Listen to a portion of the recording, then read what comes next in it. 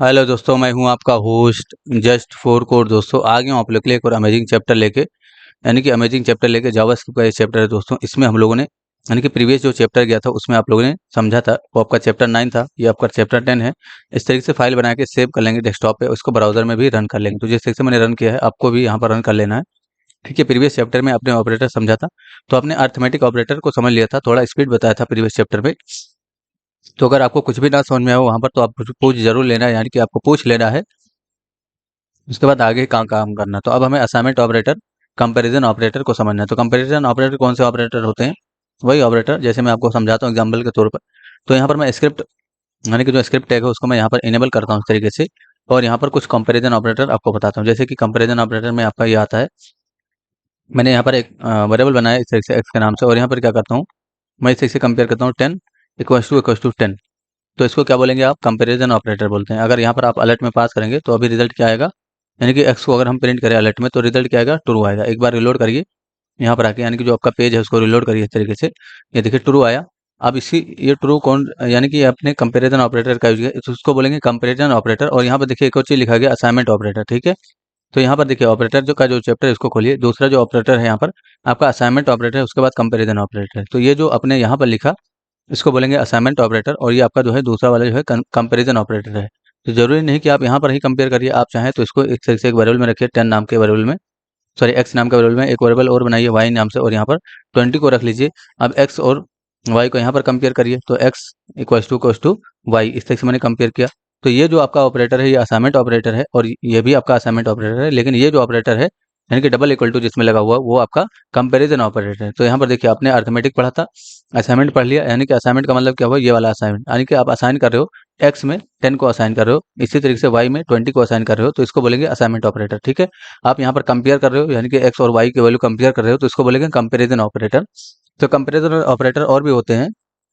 ठीक है, मैंने अलर्ट किया है, यानी कि अलर्ट में पास किया है, तो यहाँ पर आकर रिलोड करेंगे तो देखिए आपका फॉल्स यहाँ पर रिजल्ट आया, क्योंकि ये दोनों कंडीशन फॉल्स है। अगर हम यहाँ पर एक और कंपैरिजन आपका is not equal to null, तो ये भी आपका कंपेयर, यानी कि is not equal to Y, not equal to का मतलब ये भी आपका कंपैरिजन ऑपरेटर है। तो नॉट इक्वल टू का मतलब क्या हुआ, यानी कि न्यूमेरिक, यानी कि जो आपका फंक्शन की होता है उसके जस्ट नीचे जो आपका न्यूमेरिक की होता है एक नंबर पे होता है, तो शिफ्ट के साथ उसको दबाएंगे तो यहाँ पर आपको, इसको बोलते हैं एक्सक्लामेशन। ठीक है, एक्सक्लामेशन इक्वल्स टू, तो यानी कि नॉट इक्वल टू, इसका मतलब हो गया कि एक्स की वैल्यू वाई के बराबर नहीं है। इसका मतलब क्या हुआ? हाँ ट्रू, ये कंडीशन ट्रू है, इसलिए यहाँ पर ट्रू आ जाएगा। इसी तरीके से और भी ऑपरेटर होते हैं यहाँ पर, यानी कि आपका लेस देन, तो इसको भी आपका कंपैरिजन ऑपरेटर बोला जाएगा, लेस देन इक्वल्स टू इस तरीके से, है ना। या ग्रेटर देन, ये भी आपका कंपैरिजन ऑपरेटर है, यानी कि ग्रेटर देन इक्वल्स टू या ग्रेटर देन, ये सब आपके कंपैरिजन ऑपरेटर हैं। ग्रेटर देन भी आपका कंपैरिजन ऑपरेटर है, और ग्रेटर देन इक्वल टू इस तरीके का कंपैरिजन ऑपरेटर, ये सारे कंपैरिजन ऑपरेटर हैं। ठीक है, ये आपका असाइनमेंट ऑपरेटर है और ये आपका असाइनमेंट ऑपरेटर है। बड़ा ही इंटरेस्टिंग ऑपरेटर आ रहा है इसके बाद, लॉजिकल और रिलेशनल ऑपरेटर। तो ये अभी नहीं पढ़ना है, लॉजिकल और रिलेशनल को अभी हमें नहीं पढ़ना है। अभी हमें कंडीशनल और टर्नरी ऑपरेटर को पढ़ना है। तो कंडीशनल या टर्नरी ऑपरेटर कैसा होता है, ये क्या होता है, वो भी समझ लीजिए जरा। तो यहाँ पर आएंगे, इस सारे कोड को हटा देता हूँ मैं, इस तरह से मैंने हटाया, और यहाँ पर देखिए मैं एक वेरिएबल बनाता हूँ जरा। तो अभी आपको यानी कि कंपैरिजन ऑपरेटर और जो है असाइनमेंट ऑपरेटर समझ में आ गया होगा। असाइनमेंट ऑपरेटर का मतलब जो हम लोग असाइन करते हैं वैल्यू इक्वल टू का यूज करते हैं वो होता है, और कंपैरिजन ऑपरेटर, कंपैरिजन जो ऑपरेटर है वो कौन सा होता है आपका? Equal to, not equal to, less than, greater than या ग्रेटर देन इक्वल टू, इस तरीके का ऑपरेटर होता है। ठीक है, तो आपको समझ में आना चाहिए। नहीं समझ में आया तो एक बार जरूर पूछना, आपको मैं जरूर बता दूंगा, क्लियर कर दूंगा उस चीज़ को। ठीक है, तो एक वेरिएबल बनाता हूँ जरा मैं एक्स के नाम से यहाँ पर, और यहाँ पर मैंने 20 को असाइन किया इस तरीके से, टर्मिनेट यहाँ पर करेंगे। एक वेरिएबल और बनाता हूँ मैं वाई के नाम से इस तरीके से, और यहाँ पर मैंने 30 को असाइन किया है। ठीक है, मैंने दोनों चीज़ों को असाइन कर दिया। अब मैं यहाँ पर टर्नरी ऑपरेटर का यूज बता रहा हूँ। तो जैसे मैंने यहाँ पर लिखा एक्स इक्वल टू वाई, तो अगर आपने यहाँ पर टर्नरी ऑपरेटर का यूज, टर्नरी ऑपरेटर का मतलब क्या होगा कि अब आप कस्टम मैसेज दे सकते हो अपने हिसाब से। ठीक है, तो अगर हमने यहाँ पर लिखा है कि अगर एक्स हमारा जो है वाई के बराबर है, तो हम टर्नरी ऑपरेटर का यूज करेंगे। तो टर्नरी ऑपरेटर का मतलब इस तरह से क्वेश्चन मार्क का सिंबल देना है, ये आपका क्वेश्चन मार्क है। ठीक है, इसको क्वेश्चन मार्क बोलते हैं, लेकिन यानी कि प्रोग्रामिंग में इसको टर्नरी ऑपरेटर बोला जाता है। तो कभी भी प्रोग्रामिंग में आपको क्वेश्चन मार्क नहीं बोलेंगे, आप इसको टर्नरी ऑपरेटर बोलेंगे।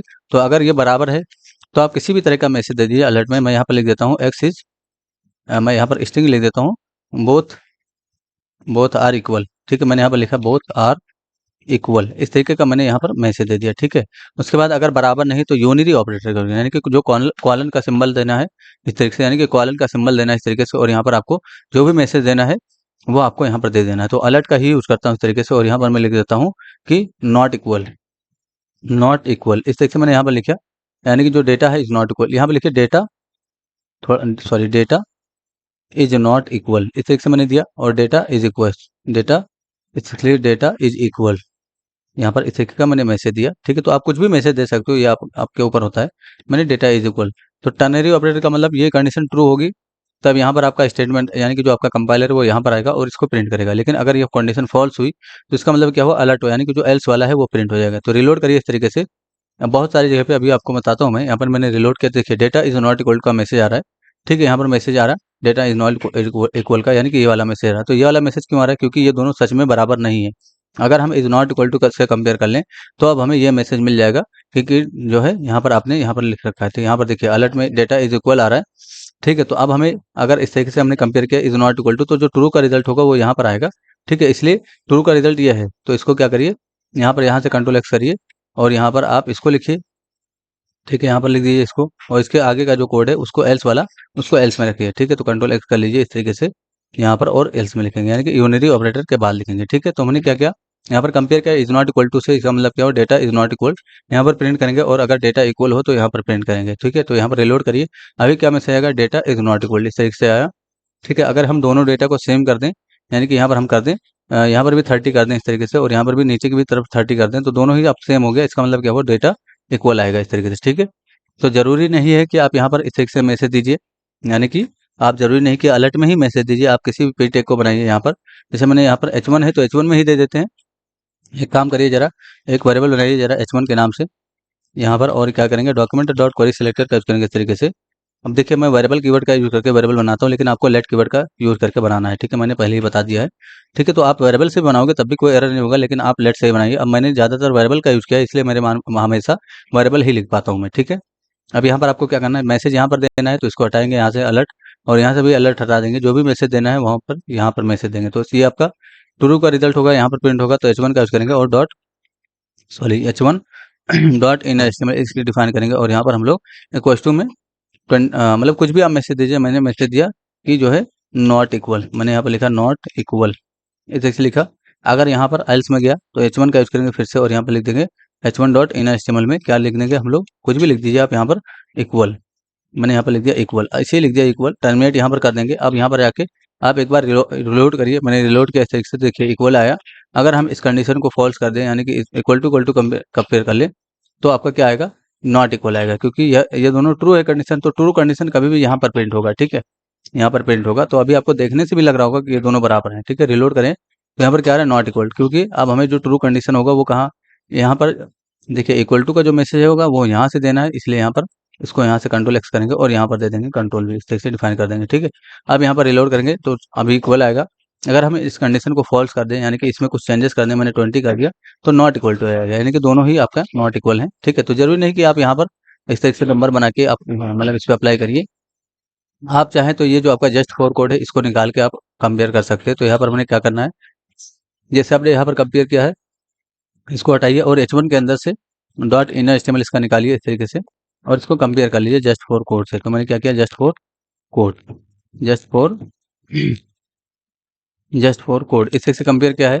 अगर इसके अंदर जस्ट फॉर कोड लिखा गया है तो प्रिंट होना चाहिए, यहाँ पर इक्वल आ रहा है। ठीक है, यानी कि बराबर आ रहा है इस तरीके से। लेकिन अगर हम यहाँ पर कुछ गलती कर दी, जैसे मैंने यहाँ पर लिखा कुछ मिस्टेक कर दिया, रिलोड करेंगे तो अब क्या आएगा, नॉट इक्वल आना चाहिए। ये देखिए, अच्छा यहाँ पर हमने सबसे पहले तो ये कंडीशन जो है इसको ऐसे रहने दीजिए, और यहाँ से इसको हटाइए, यानी कि जो आपने कंडीशन पास किया इसको हटा दीजिए यहाँ से लेकर यहाँ तक। ठीक है, मैंने कंट्रोल यहाँ से हटाया इस चीज़ को, मैंने सिर्फ और सिर्फ यहाँ पर कंडीशन पास कर रखा है। अभी मैं आपको समझा, चलिए पूरा लाइन हटा दीजिए, यहाँ पर मैंने हटाया। रिलोड करेंगे तो देखिए क्या लिखा हुआ है, जस्ट फॉर कोड इस तरीके लिखा गया है। ठीक है, तो अब हमें इस जस्ट फॉर कोड को मैच करके किसी दूसरे एलिमेंट में प्रिंट करना है। तो एक काम करिए जरा, इसके जस्ट नीचे एक पी टैग भी बना लीजिए।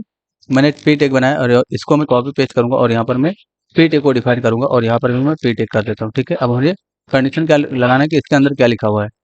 ठीक है, तो यहाँ पर आएंगे और आपको चेक करना है, तो H1 के अंदर से आपको इन HTML को निकाल लेना है। तो H1 का इन HTML इस निकालना है, इक्वल टू कंपेयर कर लेना है इससे जस्ट फॉर कोड से, जस्ट फॉर कोड इस से मैंने डिफाइन किया जस्ट फॉर कोड, और यहाँ पर अगर मैच कर गया दोनों तो यानी कि सक्सेस का रिजल्ट यहाँ पर देंगे। तो पी टेग का यूज करता हूँ, पी टेग में मैं इन HTML डिफाइन करता हूँ, और यहाँ पर मैं लिख देता हूँ सक्सेस। यहाँ पर मैंने इस तरीके से सक्सेस लिखा, अगर सक्सेस नहीं हुआ यानी कि अगर मैच नहीं किया तो पी टैग का फिर से यूज़ करेंगे, डॉट इन एचटीएमएल यहाँ पर भी डिफाइन करेंगे और यहाँ पर लिख देंगे फेल्ड। तो इस तरीके से मैंने फेल्ड का मैसेज दिया, लास्ट में टर्मिनेट करना है इस तरीके से यहाँ पर। तो ये आपका टर्नरी ऑपरेटर हो गया और ये आपका यूनिरी ऑपरेटर हो गया। तो फॉल्स का रिजल्ट जो होगा वो यहाँ पर प्रिंट होगा यूनिरी में, और जो ट्रू का रिजल्ट होगा वो आपका टर्नरी में प्रिंट हो जाएगा। ठीक है, एक बार रिलोड करिए जरा, देखिए अभी क्या आएगा। मैंने रिलोड किया तो यहाँ पर क्या आया, फेल्ड आया। फेल्ड क्यों आया, हमने तो जस्ट फॉर कोड ही लिखा है, लेकिन देखिए यहाँ पर कैपिटल जे है, तो आपको यहाँ पर कैपिटल जे ही लिखना पड़ेगा। यहाँ पर हमने स्मॉल जे लिखा है, लेकिन यहाँ पर आपको कैपिटल जे लिखना है। फिर से रिलोड करेंगे तो यहाँ पर सक्सेस का रिजल्ट आपको इस तरीके से मिल जाएगा। ठीक है, यहाँ पर ये सक्सेस मिल रहा है। तो अभी पेज लोड होते ही मिल रहा है। हम चाहें तो किसी बटन पे क्लिक करने पे इसको प्रिंट कर सकते हो। तो इसको एक काम करिए, कंट्रोल एक्स कर लीजिए पूरा ये कोड, और एक फंक्शन का डिफिनेशन कीजिए यहाँ पर। यानी कि यहाँ पर क्या करेंगे, हम एक फंक्शन का डिफिनेशन करेंगे डेमो के नाम से, और यहाँ पर आप इस तरीके से प्रिंट करिए इसको। आप क्या करेंगे, अगर हम पेज रिलोड करेंगे तो क्या ये चलेगा अभी हमारा? एक बार आके टेस्टिंग करिए जरा, रिलोड करिए इस तरीके से अपने पेज को, यानी कि जो आपका आउटपुट है उसको रिलोड करिए। देखिए अभी कुछ भी नहीं आ रहा, क्योंकि हमें क्या करना पड़ेगा, आप क्लिक पे यानी कि किसी भी इवेंट पे इसको कॉल करना होगा। तो एक काम करिए, इसके नीचे जस्ट एक बटन बनाइए और इस बटन में क्लिक में इस तरीके से मैंने लिखा क्लिक में, और यहाँ पर मैं आके ऑन क्लिक पे वो जो हमारा फंक्शन है उसको कॉल कर लूँगा। तो जो डेमो नाम का फंक्शन है उसको यहाँ पर ऑन क्लिक पे जरा कॉल करिए। अब रिलोड करके टेस्टिंग करिए, इस तरीके से क्लिक करेंगे तो यहाँ पर आपका जो है सक्सेस का मैसेज आएगा।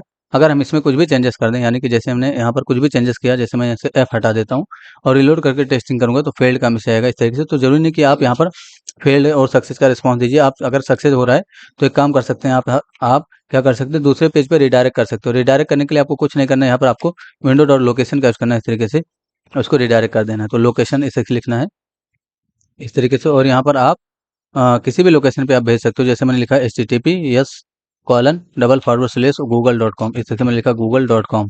ठीक है, ये कहाँ जाएगा, अब उस पेज पे चला जाएगा। तो एक बार रिलोड करिए, मैच करेगा तो google.com इस तरह से खुल जाएगा। ये देखिए खुल गया।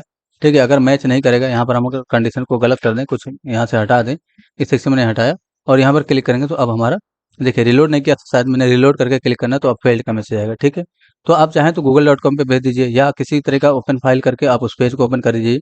ठीक है, तो यहाँ से हटाएँगे और ओपन फंक्शन को कॉल कर देंगे, तो इससे आपका ब्लैंक पेज ओपन हो जाएगा। ठीक है, कब? जब आपका मैच करेगा, क्लिक करेंगे तो भी फेल्ड आएगा। लेकिन यहाँ पर अगर हम इस कंडीशन को ट्रू कर दें, यानी कि जस्ट फॉर कोड यहाँ पर लिख दें इस तरीके से, और यहाँ पर रिलोड करेंगे इस तरीके से, और यहाँ पर क्लिक करेंगे तो यहाँ पर ये देखिए ब्लैंक पेज आपका ओपन हो रहा है इस चीज़। ठीक है, यहाँ पर ब्लैंक पेज ओपन हो गया। अब इसी ब्लैंक पेज में आप चाहे तो किसी भी तरह का वीडियो फाइल या किसी भी तरह का आप एचटीएमएल फाइल भी आप यहाँ पर रन कर सकते हो। बस यहाँ पर आपको इस तरीके से लोकेशन देना है उस फाइल का। ठीक है, ये आपको तो कर देना है। ये हो गया आपका टर्नरी ऑपरेटर। तो टर्नरी ऑपरेटर का बस आपको अभी यूज़ समझना है। अब ये इसका यूज़ बड़े लेवल पे होता है इस तरीके से, तो अभी आप शायद ना समझ पाए कि इसका यूज़ क्या है। तो बस आपको सिंटेक्स को समझना है, यानी कि जो भी सिंटेक्स है हमारा उसको समझ लेना है। इसको बोलेंगे टर्नरी ऑपरेटर, इसको बोलेंगे यूनिरी ऑपरेटर। तो यहाँ पर आपको यानी कि टर्नरी ऑपरेटर के बाद आपको ट्रू का रिजल्ट जो होगा वो प्रेजेंट करना है, और जो यूनिरी ऑपरेटर है उसके जस्ट बगल में आपको जो आपका फॉल्स का रिजल्ट होगा वो प्रिंट करना है। ठीक है, यहाँ पर इस तरीके से प्रिंट करना है। अभी हमें सपोज करो कि मल्टीपल एक्शन को परफॉर्म करना है यहाँ पर। अब हमने क्या किया, बटन को यहाँ से कॉल किया। चलिए ठीक है, यहाँ पर हमने बटन को यहाँ से कॉल किया, तो हम चाहें तो किसी भी तरह अभी आप H1 जैसे आपका H1 है, तो यहाँ पर आप चाहें तो पी टैग में और भी कंडीशन को पास करते हो। पी डॉट स्टाइल मैंने लगाया, उसका जो कलर है उसको भी रेड कर देता हूँ, पी डॉट कलर इसी से मैंने रेड किया। इसी तरीके से मैं पी पे बॉर्डर भी लगा देता हूँ, तो पी टैग करूँगा डॉट स्टाइल डॉट बॉर्डर, इसी से मैं डिफाइन किया। और यहाँ पर मैं क्या करूँगा, इसका जो बॉर्डर है उसको मैं 5 पिक्सल सॉलिड रेड यानी कि ब्लू इस तरीके से डिफाइन कर देता हूँ। ये आपका ब्लू हो गया। ठीक है, टर्मिनेट यहाँ पर करेंगे और रिलोड करके टेस्टिंग करेंगे। अगर आप मैंने रिलोड किया और यहाँ पर आएंगे इस वाले पेज पे बैक करके रिलोड करेंगे और यहाँ पर क्लिक करेंगे तो आपका जो है ये देखिए ओपन हो रहा है, क्योंकि आपका जो कंडीशन है वो ट्रू हो रही है। ठीक है, तो एक काम करिए जरा फिर से रिलोड करिए और यहाँ पर आके इस कंडीशन को फॉल्स कर दीजिए। तो यहाँ पर मैं कुछ हटा दूंगा, इसी मैंने हटाया और रिलोड करके टेस्टिंग करेंगे, क्लिक करेंगे तो देखिए आपका जो है बॉर्डर इस तरीके का जो है कंडीशन वो चल रहा है। ठीक है, तो अभी हमने क्या कहा, अब हमने अभी तक यहाँ से यानी कि ऑन क्लिक का जो फंक्शन है वो यहाँ यानी कि इवेंट जो है यहाँ से बटन में जाकर कॉल किया। तो जब बड़ा कोड हो जाएगा यानी कि जावास्क्रिप्ट का एक्सटर्नल आपका फाइल बनेगा, तो यहाँ पर आके नहीं कॉल करेंगे, हमें इसी पेज में यानी कि जहाँ पर जावास्क्रिप्ट का कोड है वहीं पर कॉल करना होगा। तो एक काम करेंगे, वहाँ से कैसे कॉल करना है वो भी समझिए जरा। यहाँ से हटाएंगे, सबसे पहले किस पे कॉल करना है वो देखिए जरा। तो इस बटन पे क्लिक करने पे हमें कॉल करना है, तो इस बटन को आपको जावास्क्रिप्ट में लेके आना होगा। तो एक काम करिए जरा, यहाँ पर बटन को भी सिलेक्ट कर लीजिए। तो एक काम करिए, बाहर की तरफ आपको कॉल करना है कभी भी, तो एक कांस्टेंट बनाएंगे इस तरीके से बीटीएन के नाम से, और यहाँ पर आपको क्या करना है, डॉक्यूमेंट डॉट क्वेरी सिलेक्टर कर करना है, जो बटन है आपको उसको सिलेक्ट करना है। तो मैंने क्वेरी सिलेक्टर डिफाइन किया और यहाँ पर बटन नाम का जो आपका टैग है उसको सिलेक्ट कर लीजिए। अब इसी बटन में आपको ऑन क्लिक लगाना है, तो बटन में ऑन क्लिक यानी कि बीटीएन इस तरीके से लिखेंगे, कंट्रोल जेड करेंगे और यहाँ पर आपको बीटीएन लिखना है। बीटीएन में ऑन क्लिक लगाने के लिए डायरेक्ट आपको ऑन क्लिक इस तरीके से डिफाइन करना है, उसके लिए एक एनोनिमस फंक्शन कॉल करेंगे इस तरीके से। तो एरो फंक्शन भी आप बना सकते हो, आप चाहें तो किसी दूसरा कोई फंक्शन बना, और यहाँ पर डेमो लिखेंगे तो भी आपको कॉल हो जाएगा, ठीक है। तो एरो फंक्शन मैंने बनाया जस्ट अभी, ये देखिए डेमो को मैंने यहाँ पर कॉल किया, तो बीटीएन के अंदर ऑन क्लिक इस तरीके से लगाना है, और इसको बोलेंगे एनोनिमस फंक्शन। एनोनिमस फंक्शन का मतलब क्या हुआ, ऐसा फंक्शन जिसका कोई भी नाम नहीं होता है।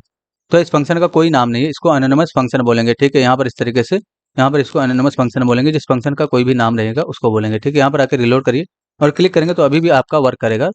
तो अभी तक हम यहाँ पर जाके कॉल करते थे, यानी कि बटन में ऑन क्लिक लगाते थे, लेकिन अब आपने क्या सीखा कि यहीं से हम इसको कॉल कर सकते हैं। बटन को सेलेक्ट करके यहाँ पर ले आएंगे और जो भी बटन है उसमें इस तरीके से ऑन क्लिक लगा देंगे। तो आप चाहें तो यहाँ पर फंक्शन कीवर्ड भी लगा सकते हैं, यानी कि यहाँ पर आप फंक्शन कीवर्ड का भी यूज़ कर सकते हैं। तो फंक्शन कीवर्ड से अगर आपको लगाना है तो ये और फंक्शन आपको नहीं बनाना है, इसको भी एनोनिमस फंक्शन ही बोलेंगे। एनोनिमस फंक्शन उसको बोलते हैं जिसमें जो है कोई भी नाम नहीं होता है, ठीक है। तो इस फंक्शन का कोई भी नाम नहीं है, इसलिए एनोनिमस बोलेंगे। और ये जो डेमो फंक्शन है हमने यहाँ पर कॉल किया है, ठीक है। यहाँ पर आकर रिलोड करेंगे और क्लिक करेंगे तो देखिए आपका जो डेमो फंक्शन है वो कॉल होगा। अभी इंस्पेक्ट करेंगे, कोई एरर होगा तो आपको कंसोल में पता चलेगा। ये देखिए कंसोल में जाइए और एरर यहाँ पर पता चला, अनकॉर्ड रेफरेंस अनएक्सपेक्टेड टोकन फंक्शन, यानी कि जो फंक्शन है वो अनएक्सपेक्टेड बताया जा रहा है। देखिए फंक्शन हम अच्छा इक्वल टू का सिंबल यहाँ पर छूट गया, तो इसको इक्वल टू देंगे इस तरीके से, तभी तो एनोनिमस बनेगा। रिलोड करके क्लिक करेंगे तो देखिए अभी भी आपको रिजल्ट मिल रहा है। तो ऐड यानी कि ऑन क्लिक इस तरीके से भी लगा सकते हो। आपको एक और तरीका मैं बता देता हूँ, BTN dot add event listener, यानी कि ऐड इवेंट लिसनर का यूज़ करना है। और यहाँ पर आपको यहाँ पर पहला पैरामीटर आपको क्लिक देना है। तो ऑन क्लिक है तो यहाँ पर ऑन क्लिक नहीं लिखना है, यानी कि ऑन क्लिक इस सेक्शन नहीं लिखना है, आपको सिर्फ और सिर्फ क्लिक लिखना है। उसके बाद यहाँ पर भी कॉल बैक होता है, इस सेक्शन डिफाइन करेंगे और यहाँ पर अपने डेमो फंक्शन को कॉल कर देंगे, ठीक है। मैंने डेमो को कॉल किया इस तरीके से। यहाँ पर इसको मैं कमेंट कर देता हूँ ताकि ये वाला हमारा काम करे। तो दोनों ही सिचुएशन आपका सेम है, यानी कि आप इस तरीके से भी लिखते हो ऑन क्लिक तब भी कोई दिक्कत नहीं, यहाँ पर इस तरीके से ऑन क्लिक लिखते हो तब भी कोई इशू नहीं है। दोनों ही तरीका आपका सही है आप ऑन क्लिक लिखने का। आपका ये आसान लग रहा है तो ये लिखिए। बस यहाँ पर अगर आप इस तरीके से ऐड इवेंट लिसनर का यूज़ कर रहे हो तो यहाँ पर ऑन नहीं लगाना है, किसी भी इवेंट के साथ ऑन नहीं लगाना है, डायरेक्ट इवेंट का नाम लिखना है। जैसे ऑन चेंज होता है तो चेंज लिखेंगे, ऑन इनपुट होता है इनपुट लिखेंगे सिर्फ, है ना। ऑन माउस ओवर होता है तो सिर्फ माउस ओवर लिखेंगे, यहाँ पर ऑन लगाने की आवश्यकता नहीं है। अभी इसको मैं कमेंट करता हूँ, अभी भी क्लिक करेंगे तो एज इट इज वर्क करेगा। देखिए रिलोड किया इस तरीके से, यहाँ पर क्लिक करूँगा तो आपका फिर भी यहाँ पर वर्क करेगा, ठीक है। अब फंक्शन बनाने का बेनिफिट क्या होता है दोस्तों, तो आप चाहे तो देखिए मैंने इसको हटाया यहाँ पर, और ये देखिए आप चाहें तो ये जो पूरा कोड है फंक्शन के अंदर ना रखिए, इस कोड को कंट्रोल एक्स कर लीजिए, यहाँ से फंक्शन के अंदर रखने की आवश्यकता नहीं है। आप चाहे तो इसको इसको मैंने कमेंट किया, चलिए मैं हटा देता हूँ इस चीज़ को, मैंने कंट्रोल जेड किया और ये सारा चीज़ हटा देता हूँ, ठीक है। यहाँ पर मैंने इस तरह से हटाया, सारी चीज़ हटा दी। आप चाहे तो इस कोड को यहाँ पर डायरेक्ट कर सकते हो, ऑन क्लिक पे इस कोड को डायरेक्ट कॉल कर सकते हो, कोई भी इशू नहीं होता, अभी भी कॉल हो जाता है, ठीक है। रिलोड करेंगे इस तरह से, क्लिक करेंगे तो देखिए आपका इस तरीके से यहाँ पर काम कर रहा है, ठीक है। यानी कि जो भी कोडिंग आपने दे रखा है फंक्शन, यानी कि यहाँ पर क्लिक करने पे वो काम कर रहा है। तो फंक्शन मैंने बनाने का बेनिफिट क्या होता है, अब सपोज करो इतना कोड हमें एक और बटन पे काम करना है, तो यहाँ पर एक काम करिए जरा, एक और बटन बनाइए क्लिक मीन के नाम से, और यहाँ पर क्वेरी सिलेक्टर ऑल का यूज करिए, इस तरह से क्वेरी सिलेक्टर ऑल का यूज करिए, और यहाँ पर दोनों ही बटन सेलेक्ट करके आएगा। इसका मतलब क्या हुआ, अरे आएगा, तो अरे के जीरो इंडेक्स से हम लोग पहले बटन को सेलेक्ट कर लेंगे। अब हमने पहले बटन पे लगाया, क्लिक करके एक बार टेस्टिंग करेंगे जिससे कोई एरर ना हो। तो रिलोड करके जरा क्लिक करिए, तो पहले बटन पे क्लिक करने पे काम किया, दूसरे बटन पे भी मैं चाह रहा हूँ क्लिक करूँ तब भी ये कोड काम कर जाए, यानी कि यहाँ पर अगर मैं क्लिक करता हूँ तब भी काम कर जाए। अभी पहले बटन पे क्लिक कर रहा हूँ तो काम कर रहा है, लेकिन अगर मैं चाह रहा हूँ दूसरे बटन पे भी क्लिक करूँ तब भी ये काम कर जाए, तो क्या करेंगे, या तो आप काम करिए, इसको आपको कॉपी पेस्ट करना होगा, यानी कि कंट्रोल सी करके आप कॉपी पेस्ट करिए इस तरीके से, और यहाँ पर दूसरा बटन सेलेक्ट करिए इस तरीके से, ठीक है। अब रिलोड करेंगे तब भी आपको यहाँ पर क्लिक करेंगे तब भी काम करेगा, और यहाँ पर भी क्लिक करेंगे तो तब भी काम होगा। तो देखिए दोनों ही जगह पे सेम कोड है, यानी कि दोनों ही जगह पे सेम कोड है। तो यहाँ से इस कोड को हटाएंगे, यहाँ पर हटा दीजिए, और यहाँ पर भी कोड को हटा के कंट्रोल एक्स कर लीजिए, इस कोड को कंट्रोल एक्स कर लेना है। इसके लिए एक फंक्शन बनाना है, तो जहाँ पर भी आपका कॉमन कोड होगा, यानी कि आपको लग रहा है कि ये कोड हमारा यूज हो सकता है कहीं पर भी, तो आप उसको यहाँ पर एक फंक्शन के रूप में बना देंगे, और इस फंक्शन को आपको यहाँ पर भी कॉल कर लेना है, यानी कि डेमो, यहाँ पर भी आपको फंक्शन कॉल करना है इस तरीके से, और ऊपर की तरफ भी आपको फंक्शन को कॉल कर लेना है, यानी कि यहाँ पर भी आपको फंक्शन इस तरीके से कॉल कर लेना है। तो दोनों ही जगह पे आपको फंक्शन को कॉल कर लेना है इस तरीके से। रिलोड करके टेस्टिंग करेंगे तो अभी दोनों बटन पे क्लिक करेंगे तब भी वैसे ही काम करेगा जैसे पहले काम कर रहा है। तो फंक्शन बनाने का बेनिफिट ये होता है कि आपका जो कोड है वो रीयूज हो जाता है। तो इतना सारा कोड अभी हमें यहाँ पर भी लिखना पड़ता अगर फंक्शन की फैसिलिटी ना होती तो आपको ये सोचना है। तो ये बड़े प्रोजेक्ट में ये कई बार यूज होता है दोस्तों, ऐसा नहीं है कि यहाँ पर सिर्फ ये भी छोटा लाइन है तो आप कहोगे चलो हम इतना यहाँ पर भी लिख देंगे, इतना यहाँ पर भी लिख देंगे, लेकिन बहुत प्रोजेक्ट में ऐसे ऐसे कोड होते हैं जो कि बहुत बड़े बड़े होते हैं, तो उसका सिर्फ हमें फंक्शन से बनाना है, उस फंक्शन को कॉल करना होता है, ठीक है। तो अब दोनों तरीका आपने सीखा। आप चाहें तो एड इवेंट लिसनर का भी यहाँ पर यूज कर सकते हो, यानी कि ये देखिए क्लिक मेथड हमने लगाया, तो ऑन क्लिक ना लगा के आप चाहें तो बीटीएन जीरो पे सॉरी बीटीएन वन के लिए आप यहाँ पर इस तरीके से ऐड इवेंट लिसनर को डिफाइन कर सकते हो। ऐड इवेंट लिसनर ये डिफाइन करेंगे और यहाँ पर आप क्लिक इस तरह डिफाइन करेंगे कॉमा देके, कॉल बैक आपका यहाँ पर होगा, तो एरो फंक्शन से कॉल बैक दीजिए या आप फंक्शन कीवर्ड के साथ कॉल बैक दीजिए। डेमो को यहाँ पर कॉल करेंगे, तो एरो फंक्शन से कॉल बैक देने का मतलब क्या हुआ और फंक्शन कीवर्ड के साथ कॉल बैक देने का मतलब क्या हुआ, वो भी मैं आपको समझाता हूँ। यहाँ पर क्लिक करूंगा तभी काम करेगा, यहाँ पर क्लिक करूंगा तभी काम करेगा, ठीक है। अब यहाँ पर देखिए एरो फंक्शन नहीं बनाना चाह रहे तो आप क्या करिए, यहाँ पर फंक्शन कीवर्ड इफेक्ट से लगा दीजिए, तो यहाँ पर अभी भी काम करेगा ये, ठीक है। तो आपको कंफ्यूज नहीं होना है, जो भी आपको तरीका आसान लग रहा है उस तरीके का यूज़ करना है। देखिए अब यहाँ पर भी आप एरो फंक्शन से डिफिनेशन कर सकते हो, यानी कि आप यहाँ पर डेमो नाम का एक कॉन्स्टेंट बना सकते हो इस तरीके से, और यहाँ पर आपका एरो फंक्शन से डिफिनेशन हो जाएगा इस तरीके से, ठीक है। ये आपका एरो फंक्शन का डिफिनेशन है। तो आप चाहे इफेक्ट से लिख दीजिए या आप जब पहले से लिखते थे वैसे लिख दिए, यानी कि फंक्शन कीवर्ड के साथ लिख दीजिए, तब भी कोई भी इश्यू नहीं होगा। तो मेन चीज़ यहाँ पर आपको समझना है टर्नरी ऑपरेटर का सिंटेक्स, और आपको फंक्शन का बेनिफिट समझना है, ठीक है। यानी कि अगर कोई भी कॉमन कोड है तो उसके लिए फंक्शन बनाएंगे और उसको कॉल करेंगे, ठीक है। यहाँ पर जैसे मेरी सिचुएशन ये थी कि दोनों बटन पे मैंने सेम कोड चलाना था, तो ऐसी सिचुएशन बहुत बार आती प्रोजेक्ट में। देखिए कोई एरर है, सबसे पहले उसको देखेंगे। यहाँ पर कंसोल में जाएंगे तो देखिए यहाँ पर uncaught unexpected token equals to, यानी कि इक्वल्स टू जो है अनएक्सपेक्टेड बताया जा रहा है। कहाँ पर ये देखिए है ना, यहाँ पर मैंने पहले ही लगा दिया, बट ये डेमो के बाद लगेगा यहाँ पर, ठीक है। इस तरीके से रिलोड करेंगे और टेस्टिंग के लिए यहाँ पर क्लिक करेंगे तो देखिए अभी भी आपका काम करेगा जैसे पहले काम कर रहा था। यहाँ पर भी क्लिक करेंगे तब भी काम करेगा, और यहाँ पर भी क्लिक करेंगे तब भी आपका काम करेगा, ठीक है। तो दोनों सिचुएशन में आपका ये काम कर रहा है। तो आपको तरीका आपका सब कुछ सेम है दोस्तों, आपको बस यहाँ पर सिंटेक्स चेंज होता है। ऐड इवेंट लिसनर का लिख रहे हैं तब भी काम कर रहा है, इसको भी लिख रहे हैं तब भी काम कर रहा है। तो अगर आपको ये आसान लग रहा है तो इसका यूज़ करिए, अगर आपको यह तरीका आसान लग रहा है तो इसका यूज़ करिए, अगर आपको फंक्शन बनाने का तरीका फंक्शन कीवर्ड के साथ आसान लगता है तो इसका यूज़ करिए, ठीक है। इस एरो फंक्शन का अपना थोड़ा बेनिफिट होता है, वो आपको मैं यूट्यूब चैनल पर ही पढ़ाऊंगा। तो एक प्लेलिस्ट मिल जाएगा रिसेंटली आपको, जब बहुत जल्द एक प्लेलिस्ट मिलेगा, वहाँ पर सिर्फ और सिर्फ आपको इकमा 6 यानी कि ES6 के बारे में बताया जाएगा, वहाँ पर यूट्यूब पर पढ़ाया जाएगा पर्सनली आप लोग को, ठीक है। तो आई होप आप लोग को समझ में आएगा दोस्तों। अगर किसी को दिक्कत हो जरूर पूछिए, आपकी हेल्प कर दी जाएगी। Thanks for enjoying the premium education of just for course, see you soon. आपको टास्क भी देख लेना है जरा। तो जो टास्क है आपका वो क्या है, डिस्क्रिप्शन से आपको डाउनलोड कर लेना है, यानी कि जो टास्क है वो डाउनलोड करना है डिस्क्रिप्शन से। यहाँ पर जाएंगे इस तरीके से, देखिए यहाँ पर एक टेक्स्ट एडिटर सॉफ्टवेयर बनाना है, यहाँ पर लिखा है कोड एडिटर सॉफ्टवेयर 1.0, और यहाँ पर क्लिक करेंगे तो ये जो H1 है वो बॉडी के अंदर वो प्रिंट हो गया। इसी तरीके से आप चाहें तो इनपुट फील्ड बना सकते हैं। तो यहाँ पर हम लोग इनपुट फील्ड बनाएंगे, यानी कि इनपुट इस तरीके से लिखेंगे इनपुट, और यहाँ पर आप टाइप की वैल्यू कुछ भी रख सकते हो। टाइप में मैंने डिफाइन किया इस तरीके से टेक्स्ट, टेक्स्ट अगर आप रखते हो तो क्लिक करेंगे यहाँ पर, तो ये देखिए इनपुट फील्ड बना। अगर आप चाहें तो यहाँ पर कलर भी कर सकते हो, तो मैंने यहाँ पर कलर किया, क्लिक करेंगे तो यहाँ पर कलर वाला इस तरीके से आ जाएगा। इसी तरीके से आप चाहें तो यहाँ पर आप रेडियो बटन भी बना सकते हो, तो रेडियो बटन इस तरीके से बनाएंगे तो यहाँ पर रेडियो बटन इस तरीके से बन जाएगा। यहाँ पर क्लिक करेंगे, देखिए दिख रहा है आप लोग को चेक बॉक्स बनाना है, तो यहाँ पर लिखिए जरा चेक बॉक्स, इस तरीके से लिख दीजिए चेक बॉक्स, तो आपका जो है चेक बॉक्स भी यहाँ पर बन जाएगा इस तरीके से, ठीक है। इसी तरीके से आपको अगर फाइल बनाना है, यानी कि चूज़ करने का ऑप्शन देना है, तो फाइल लिखेंगे यहाँ पर चूज़ करने का ऑप्शन भी आ जाएगा और ओपन भी हो जाएगा। इसी तरीके से अगर आपको डेट बनाना है तो डेट के लिए यहाँ पर डेट लिखेंगे और क्लिक करेंगे तो देखिए डेट आएगा। जरूरी नहीं कि आप यहाँ पर सिर्फ यही बनाइए, पी टैग भी बना सकते हो। तो मैंने एक पी टैग इस तरीके से बना के, यानी कि मैं यहाँ पर क्या करता हूँ S2 टैग बना लेता हूँ इस तरीके से, यानी कि S2, तो HTML का कोई भी टैग आप बना के यहाँ पर टेस्टिंग कर सकते हैं। मैंने यहाँ पर S2 बनाया और इसमें स्टाइल लगाता हूँ इस तरीके से, और जो कलर प्रॉपर्टी की वैल्यू है वो रेड करता हूँ। तो कलर मैंने डिफाइन किया इस तरीके से और रेड डिफाइन कर देता हूँ। उसके बाद यहाँ पर लिख देता हूँ मैं आलोक कुमार, इस तरीके से मैंने यहाँ पर लिख दिया, और यहाँ पर क्लिक करूँगा तो देखिए आलोक कुमार इस तरीके से रेड कलर में आ गया, ठीक है। तो इनपुट फील्ड वगैरह बनाना है, कुछ भी बनाना है, रेंज बनाना है तो रेंज बनाइए, यहाँ से रेंज कर देंगे इनपुट फील्ड की टाइप, तो रेंज यहाँ पर आपका बन जाएगा, ठीक है। तो ये जो प्रोजेक्ट है बहुत आसान है, आपको बस कोड नहीं देखना है, आपको टास्क से डाउनलोड करना है, यानी कि जहाँ पर टास्क है सॉरी डिस्क्रिप्शन से आपको डाउनलोड करना है, और इसका जो है टास्क कोड आपको नहीं देखना है, सिर्फ आपको डाउनलोड करके इसकी फंक्शनलिटी को समझना है और बनाना है खुद से। ये जो चीज़ होगा, यानी कि ये जो कंटेंट होगा ये टेक्स्ट एरिया से होगा, इसलिए यहाँ पर देखिए टेक्स्ट एरिया यहाँ पर बनाया गया, ठीक है। तो आपको इससे टेक्स्ट एरिया से ही बनाना है इस पार्ट को, और ये आपका मेनली एक डिव होगा। तो बस डिज़ाइन आपका इससे होना चाहिए, इससे बेटर होना चाहिए, लेकिन इससे खराब नहीं होना चाहिए। आई होप आप लोग को समझ में आएगा दोस्तों। अगर किसी को दिक्कत हो जरूर पूछिए, आपकी हेल्प कर दी जाएगी। Thanks for enjoying the premium education of just for code, see you soon.